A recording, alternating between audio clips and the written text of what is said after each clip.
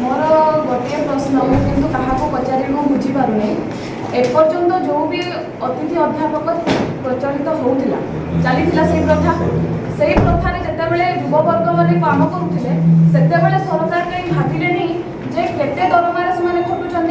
एवं किंतु जिते आमर अवसर प्राप्त मानक नियुक्ति देवाई से चाहूँगी से कहीं भाई 25,000 30,000 50,000 पर्यटन देवाई से कहीं युववर्ग कौन खटु ना 3,000 5,000 दिन मजूरी हीन खटाऊे से कहीं से कहले ना कि दि जाऊ से दरमा से दि जाऊ पर डे हिसाब से क्लास से पैसा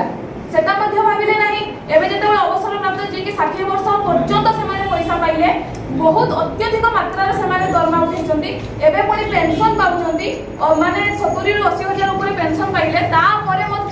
आहरी सुजोग दि जाऊँगी जिते कि ना आमको एसएसबी सुजोग दि जाऊँगी ना आमको अतिथि अध्यापिक सुजोग दि जाऊँगी आदि भी दि जाऊँगी ना तुम 3,000 खटब 5,000 खटब जमी लगुच आम घर बासन मारे जाऊँ है ना। तो आज आम क्या प्रश्न करूँ जहाँ को प्रश्न करने कथा सी तो निजे बसिकिना कहते कि तुम अवसर प्राप्त जो मैंने अच्छा से अतिथि अध्यापक हे अध्यापिका हे आम जो पाखे पाठ पढ़ी आसीचु जो मैंने रिटायर्ड हो सारे आज से पुणी गाड़ी में बसवे से चेयर में बसवे से पाठ पढ़ेबे आईठी आम पाखे हाथ बतेबू आपण मैंने दरमा पाँच आमको दिंतु आम चलू केमती ना आमको से सरकार विष पीवा पैसा दिंतु आम तो जहाँ करूँ ना ना आम ना परिवार बसी पारू ना निजुक बसी पारू ताले आम क्या पाखे जाके हाथ बतेबू मोर खाली एतिकी विनती जे जदि करूँ ठीक ठीक ये वे काम करूँ जदि आम युववर्ग एत अच्छा तो ऑटोमेटिकली आगु जी भी समय सीमा दिखाई 60 वर्ष पूर्ति हो काम कर देखे सारी आमको से गढ़ी तोली जो अध्यापक अध्यापिका आज नियुक्ति होगा जाऊँगी से गढ़ी तोली भर किसी कमी थी आज आम से जगह जाना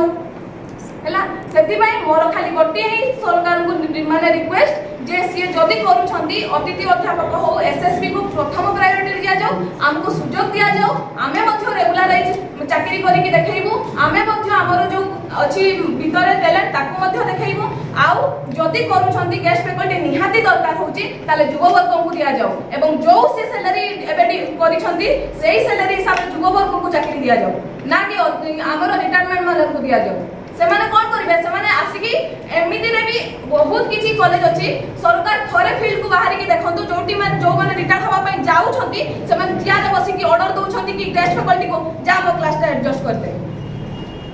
कहीं आउ सुजोग दि जाऊँगी कारण सरकार बाहर ना सरकार देखु ना कौ कॉलेज कौ प्रथा चली अन्य मैंने जो मैंने रिटायर होगापी जाऊँगी सीनियर लेक्चर मैंने केमती टर्चर कर समस्त से देखुना सी खाली बसिकी कहीदेले जे जेहेतु आमे माने एसएसबी आशाई अच्छु आमे माने जो कंप्लेन करलु सेथि बाय सी एटा गोटे बाहर कर देले जे ए माने कंप्लेन करछथि ताले मु एबे रिटायरमेंट मन को दिए से माने कोनोसी कंप्लेन करिवेनी से माने 25,000 बहुत खुशी रे काम करिवे हला सेथि में आज आमको मध्य सी आमको मध्य न्याय दियंतु आज न्याय दबार काम हला से मान को नुह जो माने ऑलरेडी पैसा सेति की मात्रा गवर्नमेंट रु नै सारी छथि आज न्याय दबार काम हला आमको सरकार से न्याय देकी देखांतु आ युववर्ग को सठिक रास्ता देखांतु। धन्यवाद।